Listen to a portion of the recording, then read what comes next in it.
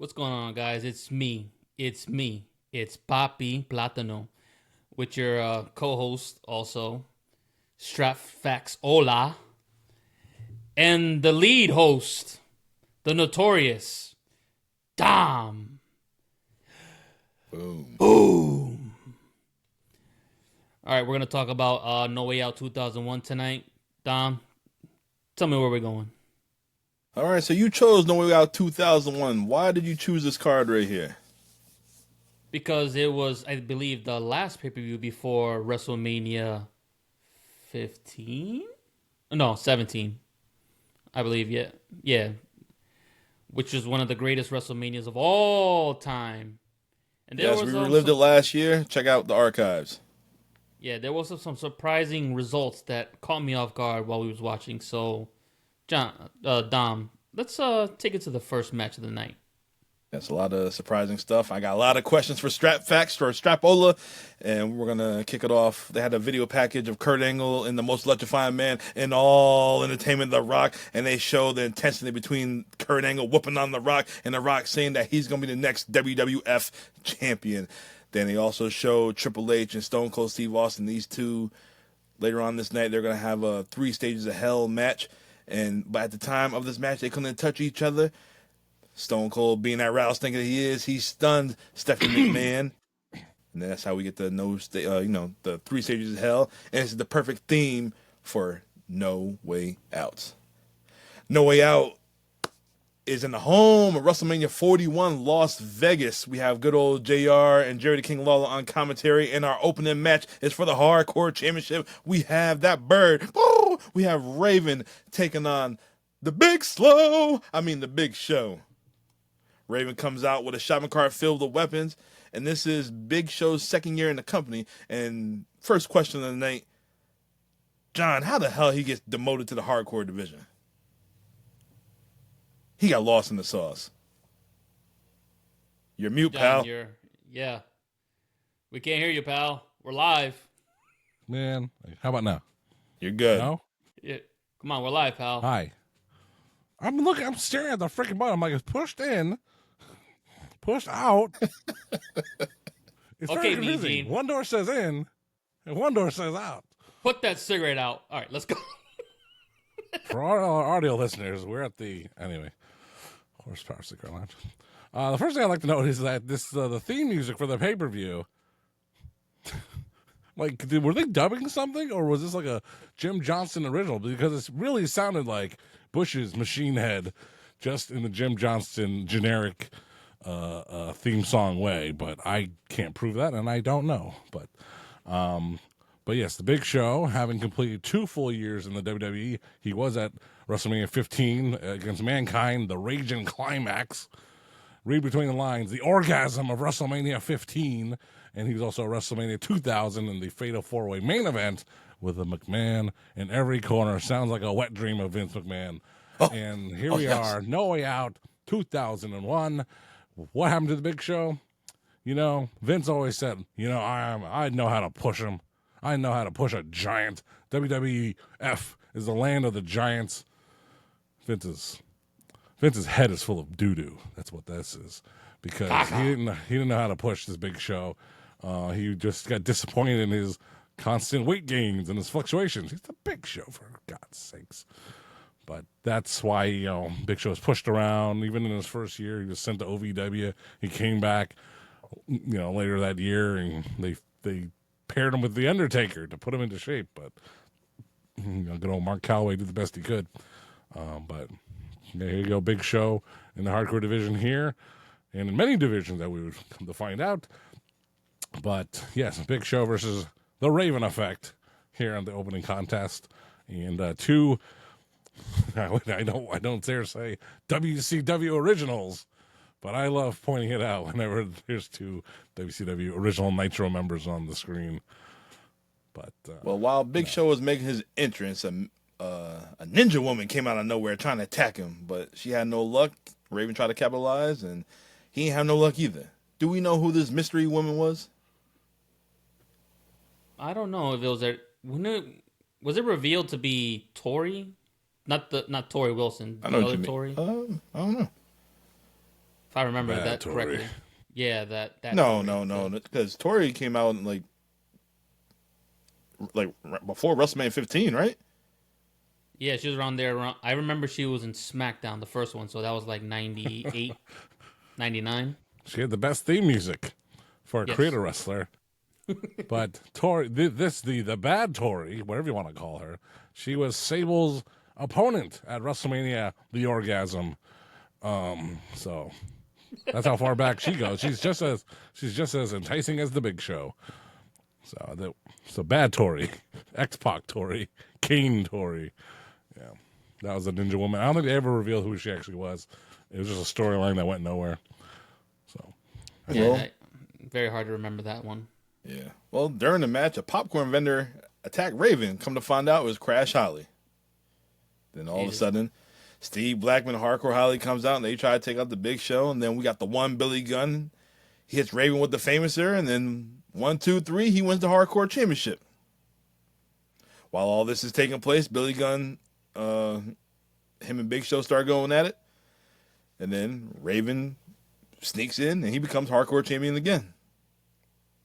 Then we see Molly Holly with this Ninja Woman one more time. Both of them get in the ring at the same time, and Molly just clocks the Ninja Woman. Big Show chokeslams Raven onto the garbage can, and Big Show is your Hardcore Champion. Then after this, Billy Gunn tried to take that raggedy-ass belt from Big Show, and he had no luck. That was it. That was your opening match. I gotta say, man, compared to the 24/7 championship, it felt like this hardcore championship was a lot better.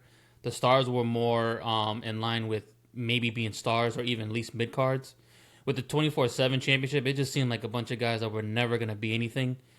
With the hardcore, for some reason, you got Billy Gunn, who would become King of the Ring, I think, a couple years before.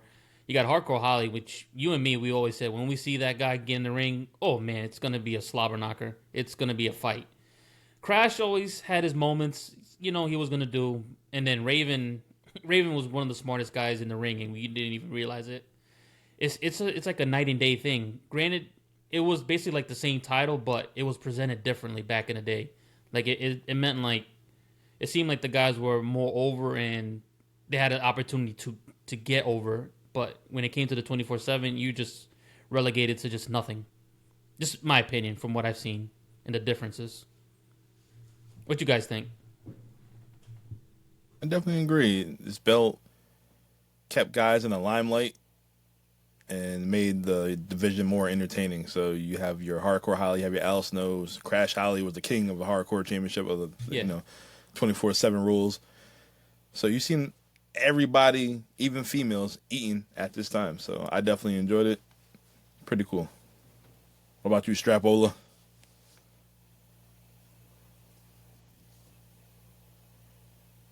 Stop pressing that button. God damn it, pal.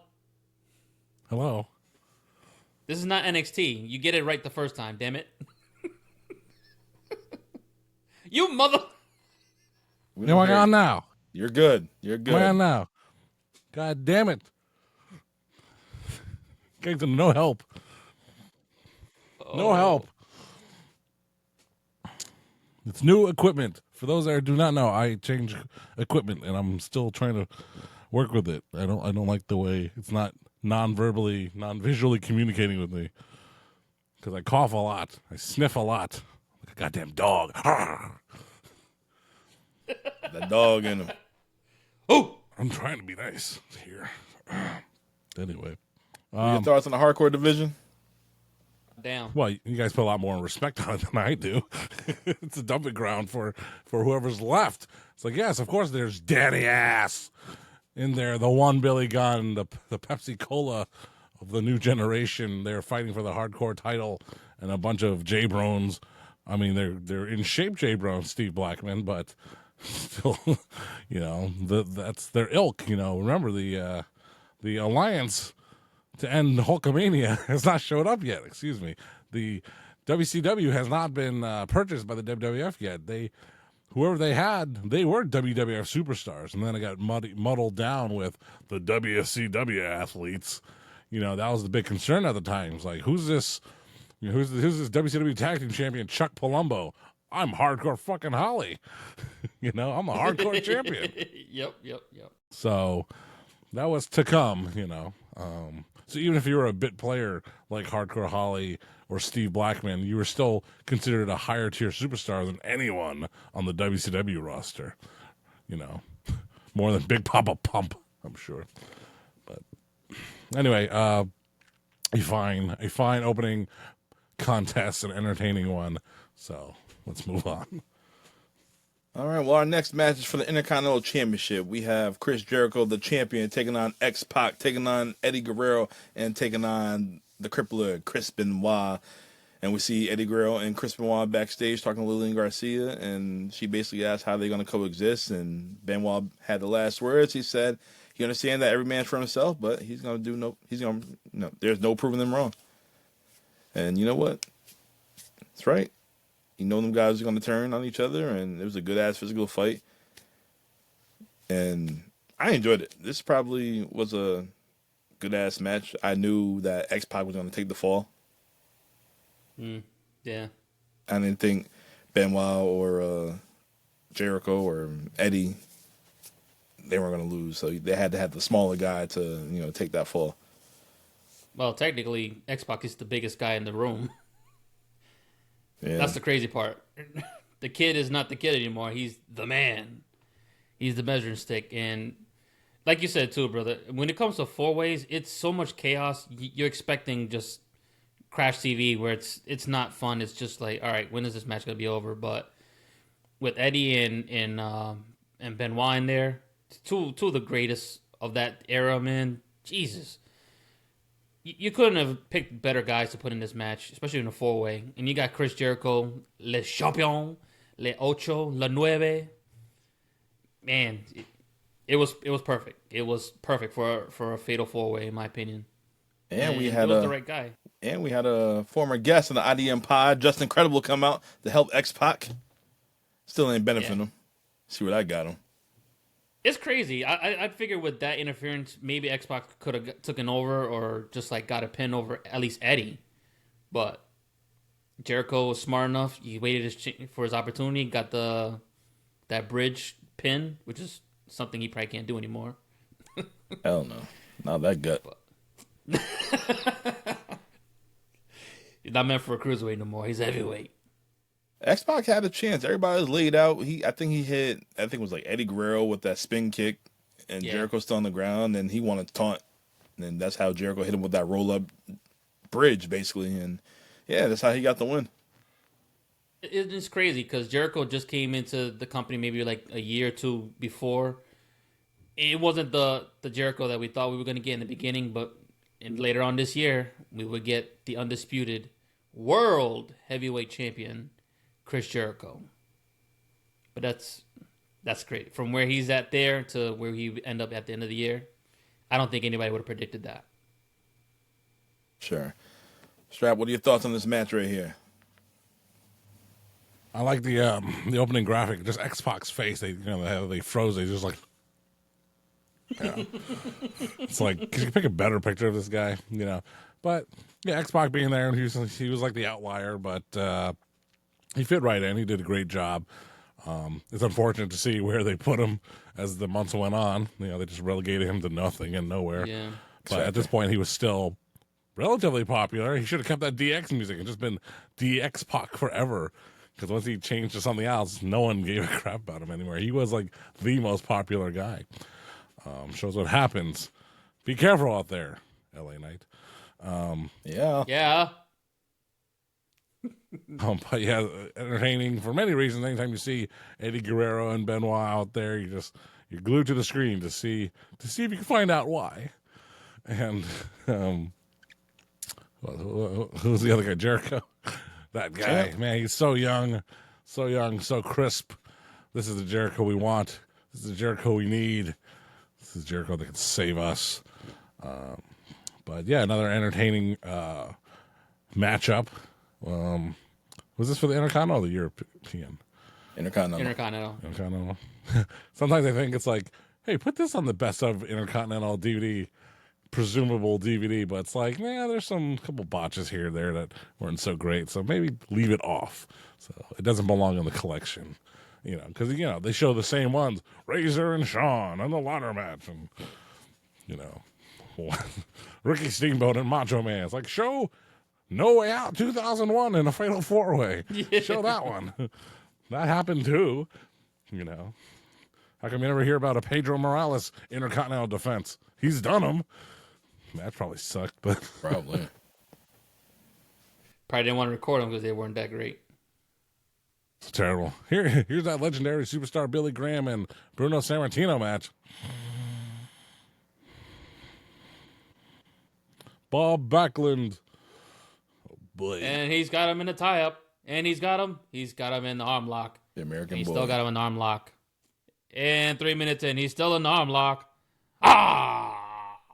We were Iron Men. Rest holds. Jesus. All right, get us back on track. All right. After this, they show Triple H backstage getting his hands all taped up. The game is serious. But after this, we see Vince McMahon with William Regal. I'm assuming he's the commissioner at this time. And he's talking about Stephanie McMahon and Trish Stratus. Stephanie McMahon, his daughter, and Trish Stratus, his lover. He's asking William Regal, do you realize that Stephanie is his little girl? And that Trish is his really good friend? And that he's confident that you know exactly what to do. And William Regal's like, yeah, yep. Well, our next match, we have Trish Stratus taking on Stephanie McMahon. If you don't, there'll be hell to pay. Yep. Well, our next match is Trish Stratus versus Stephanie McMahon. And they show a video package of Stephanie saying that Stephanie and her dad put her mother in the place that she needs to be, basically in that damn mental home. And now she has to deal with another bitch and is going to put her in her place. And that Steph is the dominant female. And before they're doing all this, they show Busta Rhymes in WWF New York. He's out there with Tess. Well, Tess is there. And he said he's going to see who the biggest trash bag hoe is in this match.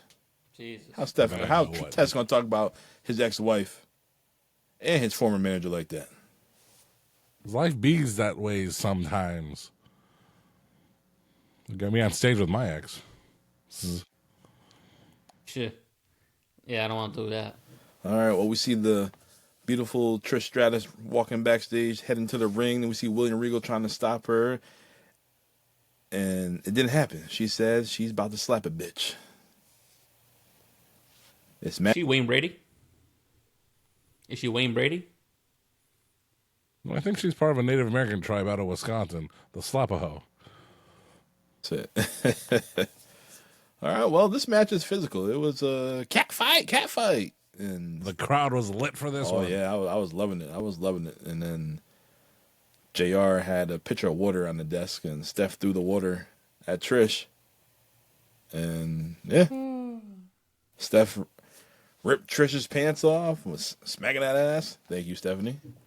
And, yeah, we don't really see it anymore. That used to be like the thing in the 90s and early 2000s. The double hair takedown, when they both run at each other, they grab their hair, and they swing each other. Like, oh, man, that move was dope back in the day. That's some Charlie's Angels type shit right there.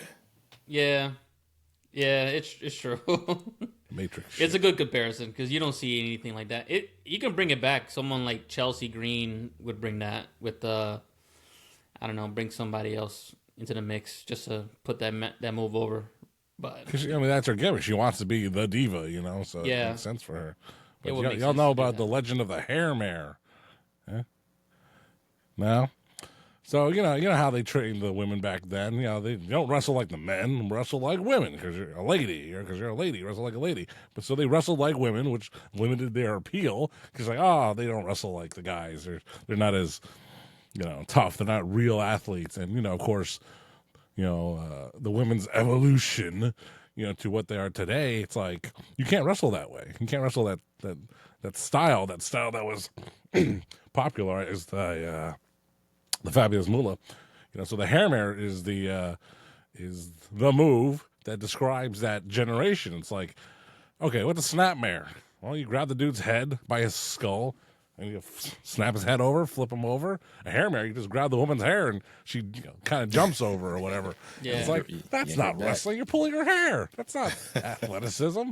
So it's a negative word to describe a generation of women wrestlers. Hopefully not to denigrate them in their career at the time, because that's what they were told to do. But it's kind of like this match with Stephanie and Trish. It's a very Fabulous Moolah style women's match. That's what they wanted. That's what they could deliver, because neither one of them were, known for their ring work at the time. Just imagine Stephanie trying to wrestle that way in one of my favorite matches of all time, that with Ronda Rousey and Kurt Angle in that WrestleMania match. Man, she's evolved. She put some MMA in there, or she tried to. Yeah. Trish, became a great worker herself, So this is a very, and it's like, imagine watching wrestling now as we do with other people, new modern eyes, and then watching this old stuff, and you're like, ooh. Yeah. Like, this is old. Yeah. Like, Old but this new. is why was the Attitude Era so much fun? Explain to me. Because the hair the mare, girls word don't of the want day. Hair mare. Clip it. A word of the day. Well, word of the show. Hair mare. There you go. All right, well, William Regal, he comes down to the ring and he trips the ref. The ref is knocked out. He helps Stephanie McMahon. Then he helps Trish Stratus. And then Trish is pissed off. Like, what the hell are you doing? And then Regal hit Trish with that, what was that move? That move was dope back in Just Bring It. I can't think of the name, though. I forget what it is, too. But I love that move, too. I wonder if his son does it during his matches. Can't tell you because we always record every time NXT takes place. Or AEW. How dare you not go back and watch Charlie Dempsey? I'd call it the Blackpool necktie. I don't know what to call it. That'd be nice, though. I'm not going to lie. The Blackpool necktie. Pool necktie. If we show up one day and see it's called the Blackpool necktie, it came from the IDM pod from Strapola himself. Strapola Holmes. I'm 11. All right, well, Regal did what he had to do, and Stephanie McMahon got the win. After this, we see Vince McMahon backstage at Regal. He said, I thought you knew what you were supposed to do. Then he said, tomorrow night on Monday Night Raw, it's going to be myself and Trish Stratus against you and Stephanie McMahon. I'm like, damn, I kind of want to see this match. In a bra and panties match. I thought he was going to make a kiss his ass. That's what I thought it was going to be, but... No, he had already made him kiss his ass before this, I think. Maybe. But it doesn't matter. But our next match does. We have the 3 Stages of Hell match. We have Stone Cold Steve Austin, who is 36 years old at this time. And we have the Game, Triple H, who is 31 at this time. And both guys are in their prime. And the first fall is a regular match. And it was a very, very physical first fall. Stone Cold kept attacking Triple H like the rattlesnake that he is. Stone Cold attempted numerous stunners, but he kept on missing. But the finish of the first fall is Hunter jumped off the top rope. Stone Cold with a big boot to the belly. Stone Cold stunner. 1, 2, 3. Austin wins your first fall. What's going on, guys? Welcome to another edition of the WCW. God damn, pal. Upload. Completed. I like wear women's clothing. I like to wear women's clothing. Do you? So what do you think? You think Rick Rude going to be on 2 shows in one night? Hey, John, my mute button works. Sure does. Oh, Lord. Keep that in there. Always working the gimmick. This is going to be great for the show. So what are your thoughts on the first fall? Man, like you said, a physical match. I thought it could have went either way, because the way Austin was attacking Trips, I was like, this might as well have been a street fight, because the way he was attacking him, I'm like, Austin's a brawler, and you can see the type of fighting style he became, but you can also see the scientific stuff that he had too. Just like Ross was saying, he wasn't known as a brawler. If it wasn't for the injury, he would have never had to go to the brawling style, but it works. I mean, That makes like I said sense to before, me. man. Yeah, That makes sense. It's like, okay, I get it. You know, you learn your basics, you learn all how to do everything the proper way, and as you get older, you get more injured, and what you can't manipulate your arms into a certain hammerlock or something. It's like, what makes you lose your amateur wrestling credentials? It's like, so I just punch and stomp now. Well, I guess punching and stomping is easier than putting on a front chancery. But yeah, Stone Cold was a madman as Stunning Steve back in WCW. As we're coming to find out, you know, it was an era of his life that, you know, we kind of just brush over because he became more famous. But yeah, you watch Stunning Steve Austin and those from 91 to 94, the Dangerous Alliance. This dude was a boss. yeah. He was. I used to like Stunning Steve back in the day. Hollywood blondes, the hair, the I know. robe, all that. Crazy thing is, I never watched WCW, so I had to watch it after his career was over to go back and watch. So I missed out on the beginning stages of Steve, but man, what a transformation! You could have went either way. He could have started as a brawler and turned into that scientific wrestler, and it would have worked still. So, but you got to go where the money's at, and phew, when he became a brawler, it was a different style from what we were seeing from all these other guys. Granted, maybe Brett was doing it, but not to that level, not to that extent. Austin was just giving you that hard nose, like just coming at you nonstop, just like no quit attitude. And he was a sign of the times where you were just tired of the boss telling you what to do. So you were like, F you, I'm going to do what I want to do, and I'm going to keep coming until I get what I want. So That's what she said.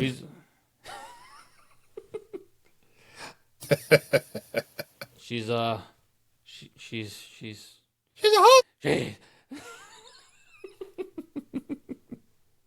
All right, well, our second fall, we're going to take it to the streets. We have a street fight, and they start outside the ring. And at one point, Austin hits Triple H with a ring monitor. He's throwing chairs in the ring. They're fighting through the crowd. Austin takes the chair. He's beating the shit out of Triple H. Triple H brings out a 2x4 wrapped in barbed wire. He whacks Austin, and Austin's bleeding. Triple H goes for the pedigree on the announce table. Austin counters. Triple H goes to the Spanish announce table. Go figures. Austin takes that steel chair. He cracks Triple H open. He's busted open. oh, what a chair shot. Oh my God. Yeah. I don't know if that was a hard way or not, but definitely looked good. The funniest part of this fall right here is when Triple H goes for the sledgehammer. That was under the announce desk, and the King asked JR, "What are you doing with that under there? Oh, You think I planted that there?" go fuck. He's like, oh, kiss my ass. Kiss my ass, King. This is that right there. This is why King and JR were the greatest combo of all time. It was all ad-libbed. You couldn't tell like anything was planned. And JR said, I do not want to know the results of the show. You just let me call for what's in front of me and let me go. And man, I don't know if anybody has as much passion as he does, but if there ever becomes another announcer like that, I hope you steal from the GOAT himself, because I know Michael Cole is rated as the GOAT for WWE, but I'm sorry, Michael Cole will never be what JR was, man. He has that passion. He don't have that fire like how JR used to bring Yeah. it out. Just Yeah. his sayings. Like Michael Cole, he's hot right now, but you're not gonna remember anything that sticks out to you. You know, JR has slobber knocker. Go ahead, kid, make yourself famous. Like you got lines like that. Oh my God, he's broken in half. Yeah. Michael Cole, he doesn't have anything memorable like that. So, never know. Yeah. I mean, his reactions are what's getting us right now, but that's about it. It's not the same as calling the show, man. I think one of his top promos is when Mick Foley won the title against The Rock on Raw, January 4th, 1999. We talked about that. Mick Foley? Yep. I mean, Cole? Yeah. King was JR wasn't there. Cole was on commentary. Oh, we have to go back and watch that. Yep. One of his good calls. John could imitate it. No, our lowest rated episode ever, Mick Foley. But just imagine this, like, we talked about this before. It's like, the announcer you had growing up. Mine was Vince McMahon on Monday Night Raw. Vince and Jerry the King Lawler. And in my head, it's always Vince McMahon. That's, quote, who I grew up listening to. But, watching those old Coliseum home video WrestleManias, Gorilla Monsoon, Jesse Ventura, Bobby Heenan, they're all there. I hear them too. Oh, something on the solar plexus. Hook that leg. Bullshit. Yeah. Will you stop? Would you stop? Yeah. JR and the King, Cole, Michael Cole. For the, I haven't followed this, but, he's the 4th runner-up for Announcer of the Year in the Wrestling Observer Awards. This year? When the hell did that happen? Who's number 1? Excalibur again? I see Booker T got worse announcer. John Cena, with limited capability and talent, still manages to win. Thanks, Book. Tell the world John Cena sucks, though he's still a winner. My fave 5. I haven't listened to Book in a while, so I can't. Shucky Ducky. Miss Parker. Ooh, Miss Parker. Ooh. Ooh, I just got chills. Sorry. Doing his legacy any favors with his commentary, but doesn't need it. But Jerry the King Lawler on fire here, in their prime, absolute greatness. So what else can you say? But Michael Cole, he's on another level now, and now that Vince is off his headset, so he can be himself more, and maybe he will be, and maybe he'll reach that legacy. Just remember, there are fans now who've only heard Michael Cole as the announcer of WWE. And I'm not even talking about that stupid heel turn and run in 2010, 2011. They only know Michael Cole from literally the last 20 years. 20 years, yeah. Minus all that garbage. So he is the voice of a generation for the Pat McAfees. Yeah. That's it. All right, well, Triple H won the second fall, and our final fall is a steel cage match, and these guys, like I said before, they've been bringing it to each other the whole damn match. Long story short, the finish of the match is Triple H has a sledgehammer. Austin has that barbed wire 2x4. They both knock each other out, but Triple H landed on top of Stone Cold Steve Austin for the 1, the 2, the 3. Triple H wins 2 straight victories. Triple H is your winner. But you can't trust that rattlesnake. Stone Cold Steve Austin waits till he gets up, turns around. Stone Cold stuns his ass. Now, this was a good-ass feud right here. We know WrestleMania 17 is literally next month. Now, here comes my question. Why didn't Triple H get in that main event with the winner of Kurt Angle and The Rock? After he just beat Stone Cold in 2 straight matches. That right there bothers me too, because I think at that year he would go against Undertaker.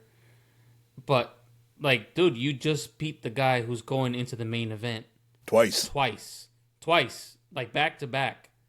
And you had a hell of a showing. I know the plans were supposed to be Austin and Rock, but come on, Vince, open your eyes. That right there could have opened up a triple threat right there, which could have been a match for the ages.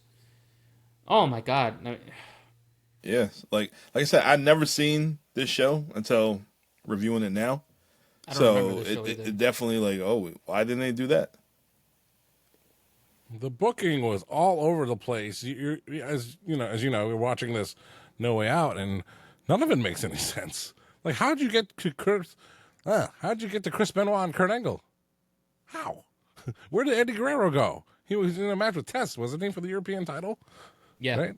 And who was the Intercontinental title? Jericho and Regal, right? Was it? Yeah. Or yeah. Like yeah. Yeah. That was the next year, but Kane, I think he was in the hardcore match, maybe. Undertaker out of the tag match into a match with Triple H. What? None of this makes any sense. So you could argue, psychology wise, you would not have the babyface win the first fall in a 2 out of 3 falls match. you'd have him make a comeback. So you'd have him lose the first fall. Oh, wins the second one. Yes, he has hope. He has hope. Third fall. Yeah, he did it. They booked it backwards. Why were they doing that? Maybe, they're building up Triple H. Well, they knew. Well, maybe they had this idea that Stone Cold's going to turn heel, right? So Triple H, they would swap roles. They loved building to those kind of things back then, where Triple H was going to go babyface and Stone Cold would be the heel. So you needed someone legit to fight Stone Cold. However, as it played out, they both stayed heel. The two-man power trip. Yeah. It's like, so what happened? There's a lot of funky stuff going on here, booking-wise, that looked like it was going to make sense, but then it doesn't.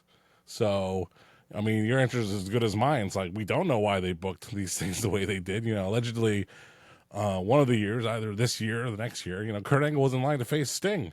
Or was it Triple H in line to face Sting? Or was it The Undertaker in line to face Sting, allegedly, until they couldn't sign him, and they're just like, well, let's put these guys together. But also keep in mind that this was the tail end of the XFL Season 1, and the man in charge not entirely there. That's what happens when you're booking, you get a little busy for yourself. But yeah, we don't have an answer on the booking because it was all over the place. No. All right, well, after this, we see the Right to Censor. We see Steven Richards, The Good Father, Val Venus, Bull Buchanan, and Ivory. They're all backstage, and they're praying. And then we see the cat, Miss Kitty, Jerry the King Lawler's wife at the time. She's putting on her jacket. All we see is her back, and don't know if she have anything on, but it doesn't look like it. And JR says she's dying to be naked. And we see Taz with two Z's make his way down to the announce table. He's about to be a commentator for this match because our next match, we have Steven Richards with Ivory taking on Jerry the King Lawler with the cat. If the King wins this match, the cat gets naked. Meow. If he loses, then she has to join the Right to Censor. So we can't. So you're telling me if she wins, she's gonna go to town like that cat on our show not too long ago? Pound Town, baby. Apparently, never happened. Now, y'all think she looks like Candice LeRae a little bit? A little bit. I noticed that. I was like, she does. I like Candice LeRae, so I think she's attractive. I used to like Miss Kitty too. So I also like Miss Kitty back then. Yeah. You used to like the kittens. That's it. All right, well, the King comes out rocking the cat print, which looked terrible. I said, where'd you take that out of Carmella's wardrobe? That should look terrible, King. Oh, Lord. But you know what? The King was getting busy with Stevie Richards. That, oh, shoot. Like I said, never seen this before. Like, oh, maybe the King did win this. I'm curious to see what happened because I really don't remember what exactly happened. But the King kept focusing on Ivory, and the cat accidentally hits the King with the women's title, and Steven Richards, he gets the win. Then after this, the Right to Censor comes in with his big-ass bag to cover up the cat, even though she's already wearing a jacket. So she don't expose herself, and I know that. Yeah. Oh my God. Godfather's hating this time of life. He really was.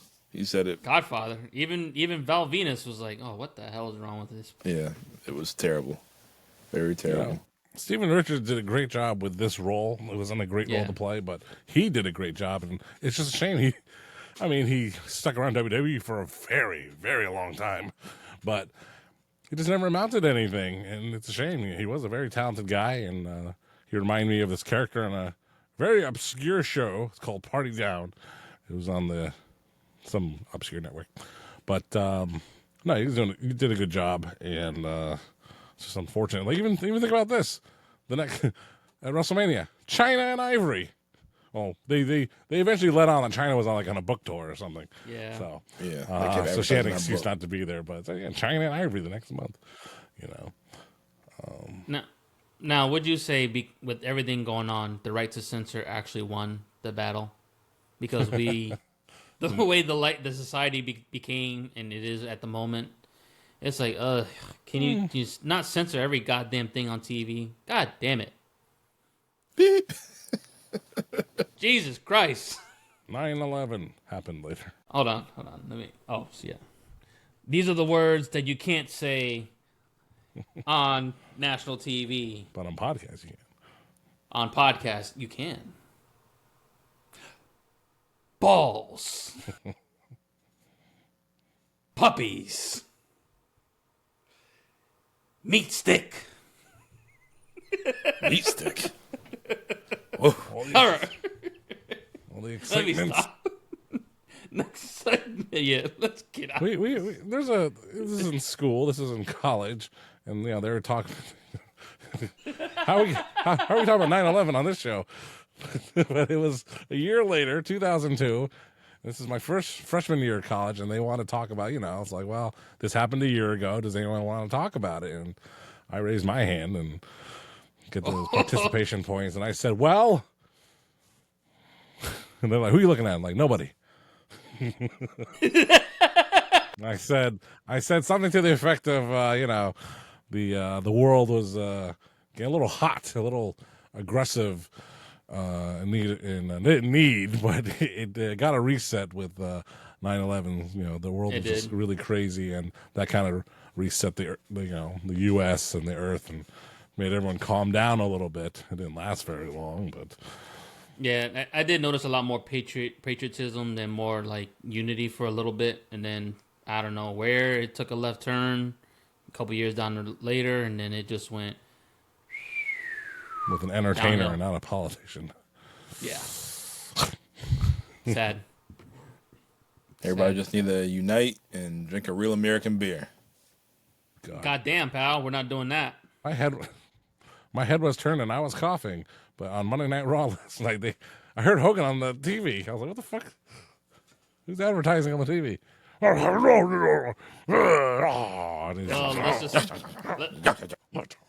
Let's just say my back was killing me, but as soon as I saw Real American Beer, I was able to stand up, turn that TV off, and go right back to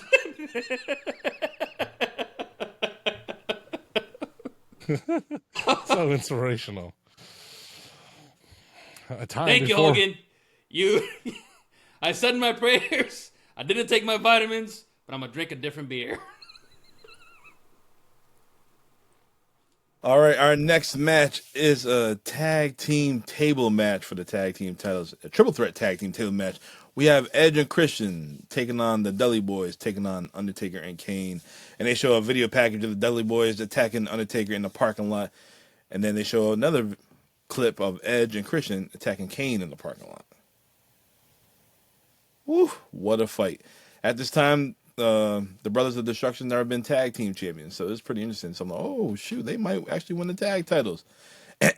Wrong, because we see Rikishi and Haku Meng come out. Bless you. And they take out Taker and Kane, and Taker's pissed off. The Dudley Boys put, I believe, who was it, Christian through the table, thank God. And they won the titles.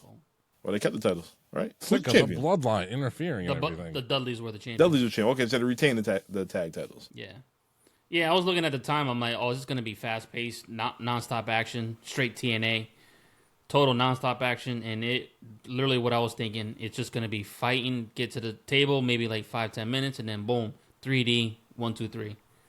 So it was perfect, though, for what we needed. But it's still just like, how the hell did we get to TLC from here? How the hell did Kane and Undertaker separate to have single matches? And the booking was just, like you said, it was all over the place. How do you get to this to that? Where the hell was Haku and Rikishi at WrestleMania 17? They were probably in the dark match. That's crazy. I'm like, wait a minute. Because you know what matches took place in 17, and where the hell is Haku and Rikishi? That's why I was so damn confused. Now I gotta look it up. Rikishi had a hot 2000, but not a hot 2001. Nope. Hold on, I'm about to look it up right he's now. a bad man. So WrestleMania 17. That storyline already happened? Huh?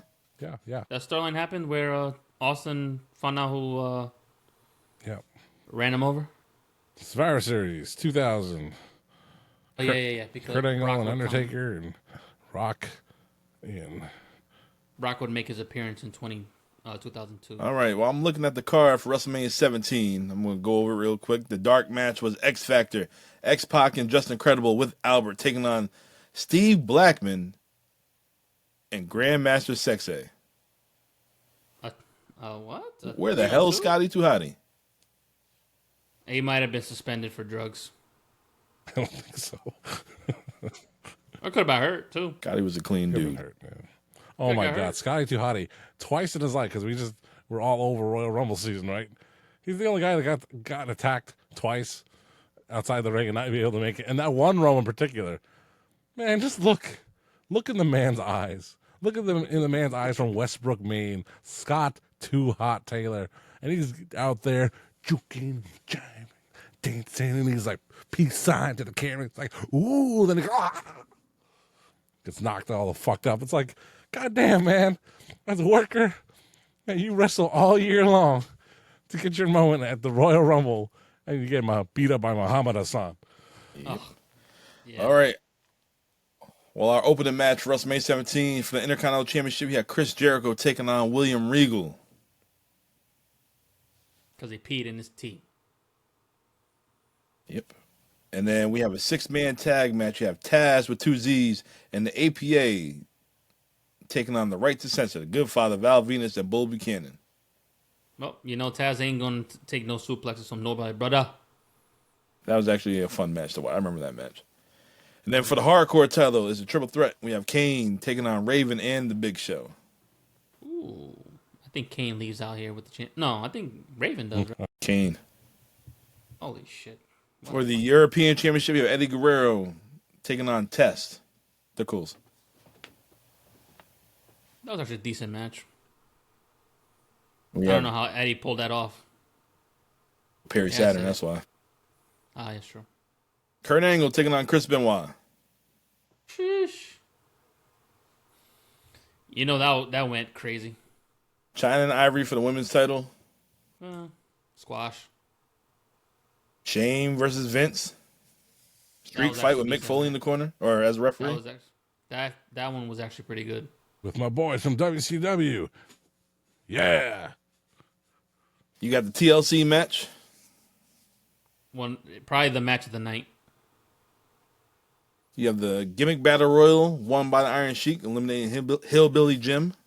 Ha! Toy, I win, Baba. By the time the Sheik gets to the ring, it'll be WrestleMania 54. Jesus. Why you make fun of Shiki, brother? I break your back and make it worse. Ha! Toy. Undertaker and Triple H. Hawk Undertaker. Fuck the DiBiase. And then your main events. Well, we know which one that is. No disqualification match, but yeah. It wasn't a no DQ till you got to that point where you're like, wait, what? You know, this is next year's WrestleMania. This is an aside. This is what we call these things. But Maven Huffman, Tough Enough Season 1 winner. He has a YouTube channel and he's all over the place because he reveals secrets and tips from his time as a professional wrestler in the WWE. And I came across Nita's YouTube algorithms, and she was interested in Maven for a bit, and I was like, all right, well, let me put on a Maven match. Hard to find. So I put on next year's WrestleMania hardcore match, Maven versus the artist known as Gold Dust. She's just like, is he going to do anything? He's just getting beat up the whole time. I'm like, this is the only Maven match I can call from memory. Sorry. Man. The other one is Shelton Benjamin at New Year's Revolution, and that didn't end very well. Yep. Top 5 Maven matches. Randy, go. Where the hell Randy Come on, been Randy. at? Yeah, Randy. I think he Randy! fragmented a disc, which lodged into his spinal column. Seriously? We're not live anyway. Jesus. Where is he? We're not live. He can't come in anyway. Eh. All right, well, our main event. This is Dom on the Nitro Podcast. What? Our main event, we have the most electrifying man in all entertainment, The Rock, going after the WWF Championship against Kurt Angle. And, man, I love this match. It was a good-ass match until, it's the Big Show. The Big Show comes out, chokeslamming the ref, chokeslamming The Rock, chokeslamming Kurt Angle. Why the hell Big Show come out here to make a statement? I don't know. What was the reason behind this? Because we know next month he's in a hardcore match defending his title. What the hell happened? That right there made no sense to me because it wasn't like the year before when it made sense where he went against Rock because Rock did get eliminated. Still holds a grudge. He should have been the main event of that year, even though he already was. 20 years later. Yeah. You know what, Show? You should have won that one. I know, Rock. Yep. Oh, I love that. Yeah, so I was so confused, like, why the hell Big Show's out here right now? It made no damn sense, but Big Show, he came, he saw, he conquered, and he left. So It's like John said. I guess the big man had too many cooks in the kitchen, and he had his hands. Man, just stick with the stew, man. Let somebody else cook the chicken. Let somebody else do the salad. Jesus Christ, you had too much on your plate, and you just didn't know what to do at the time. And it stayed like that for years on end, and just people just ignored it. Oh, Vince McMahon's a genius. Ah, man, he don't know what he's doing. Nah, he's good. No, it's like, oh, well. Well, The Rock is laid out. Kurt Angle crawls over to pin The Rock, but The Rock, he kicks out. The Rock gets up. He hits Angle with the title. Angle kicks out. Then Angle, he's bringing the intensity after that.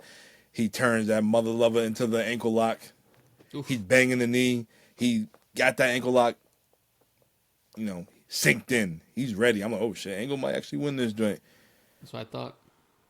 And like I said, the winner of this faced Stone Cold Steve Austin at WrestleMania 17. But Rock finally got up. He hit Kurt Angle with the rock bottom. The referee with the 1-2. Hesitated on that 3 for some strange reason. I don't know why. Maybe they wanted to get maybe a little 2 more minutes out this joint. But I don't. Rock one more time with another rock bottom, and yeah. He gave Earl the death stare. Yeah, he did. This is a fucking it, asshole. I think Kurt Angle was supposed to kick out at that point, but that's another problem. I think the refs should not have to know the results of the match. Just you count to 3, no matter what it is. If they don't pick up their hand, that's on them. Screw them. They're still gonna do their check the shoulders bit. Yeah. So you've never seen that before like that. Like 1, at 2, that point, check no. the shoulders Yeah. up. Like what? I thought Earl was screwing him right there. I said Rock was looking at him like, I'm not Brett. Earl had no remorse. You just look at his face; he was no selling it. Yeah, he's like, He's like, "Oh, I didn't mess up. I'm used to this shit right here."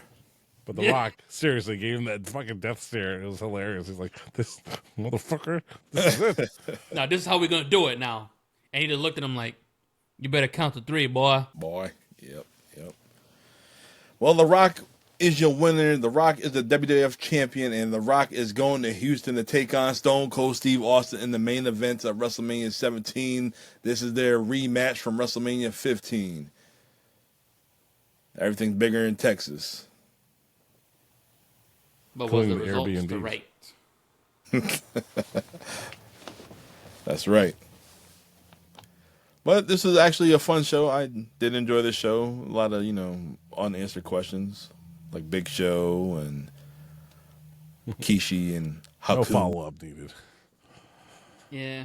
I will watch the next Maybe. episode on Raw, but it ain't on Netflix. So, Damn it. yeah, unless I use John's VPN, then I probably could find it. That's right. Check out John's VPN, only $29.99 a minute. Check out johnsvpn.com/IDMpod for 20% off today only. And kids, don't ask your parents for permission. If they ask, tell them go yourself. Woo! Give me your mother. Give me your mother's measurements. That was a lit. That was a layup. That was a layup right there. What was that girl's name? Amanda B. Sarah? Amanda B. Anywho. No relation to Game Time Sports Bar in Route 12 in Groton. Check it out. All right, guys. So, what's your thoughts on No Way Out 2001? It does matter. A lot of matches, like with the results that we got, weren't what we thought we were going to be, but the matches were just incredible. This is peak WWE. This is when all the boys were hitting on all cylinders, and we're just 1 month away from probably one of the greatest acquisitions of all time that we never saw coming. It's Listen, me. W. It's don't adjust your dials. It's Vince McMahon, and I bought out my competition. Yes. I now own WCW. That's all. What am I gonna do with a talent like Jeff Jarrett? Oh, how did you say it again? JARRET. Well, you are gonna be FIRED. It's not how it works. It did. I don't know. I'm listening. I'm like, wait a minute. Did you spell that shit wrong? Blip. You gotta. I can't do the whole thing. Then they'll copyright infringement. Yeah, of course. That's a voice 1-to-1 match to Vince McMahon right there. Goddamn, pal, it's pretty good. Yeah, he no- makes me laugh. Ha ha ha! Sing the na na na song. Na na na na Drive. na na na na. Hey hey hey! No cable. Well, Damn. this pay-per-view, this No Way Out 2001 was a great pay-per-view. A lot of fun action. All the superstars, legit WWE superstars, providing all the great action. A worthy show. You're going to have a good time. Check it out. Maybe fast forward Trish and Stephanie if Don't do You got that. the you kids like around. that sort of thing. Don't do that. But if you're by yourself and you're into that sort of thing, that's okay too. But a very good show. Definitely does matter. does this with you, and he goes.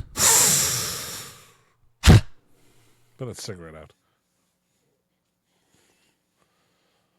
All right. Well, this concludes the final episode of February. We are in the month of March. It's WrestleMania season. You know, I love this season right here.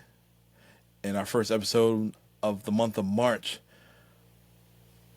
we're going to talk about John Cena at WrestleMania. Okay. This is John Cena's last WrestleMania 41.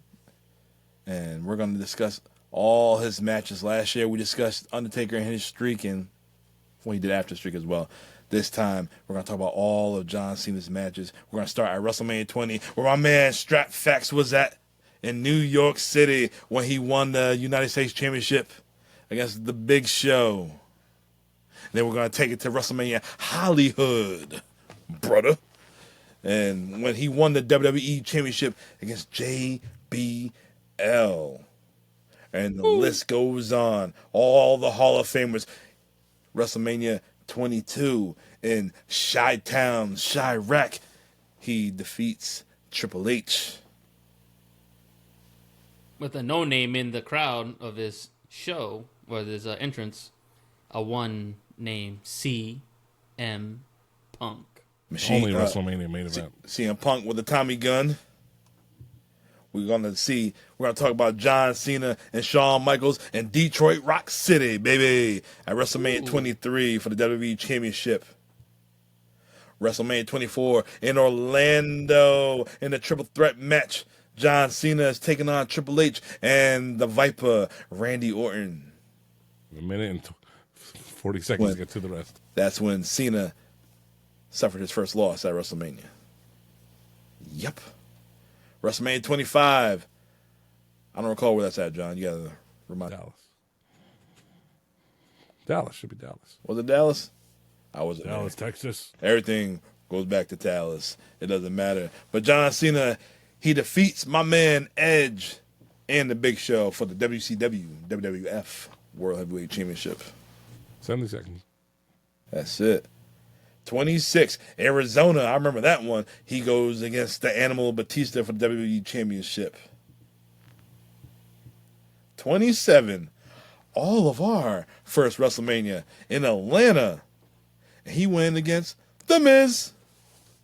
And John Cena, he lost. Thanks to The Rock. We all lost. WrestleMania 28, Once in a Lifetime, Part 1. He lost to the most electrifying man in all entertainment, The Rock.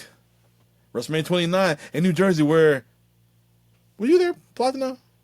You didn't go to that one. All right, so me and Strap was We're there. filming the next week's podcast right now. Hey, well, we just giving you a little summary. He goes against It's the whole damn show. Summary, you going through the he whole. going against The Rock.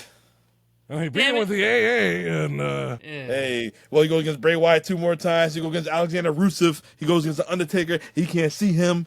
And he goes A-Town down Austin Theory. And you know what? We're going to see what he's going to do at WrestleMania 41 in Las Vegas. We got 28 seconds left. No, take that back. 16 seconds left. Platinum, shut us down. Well, we're about to shut it down. There's no way out of this. It's Papi Platino, Strapola, and the notorious one we're about to go is the damn it. I only got one chance of doing this. It's the IDM Pod, and we will see you next week. Boom!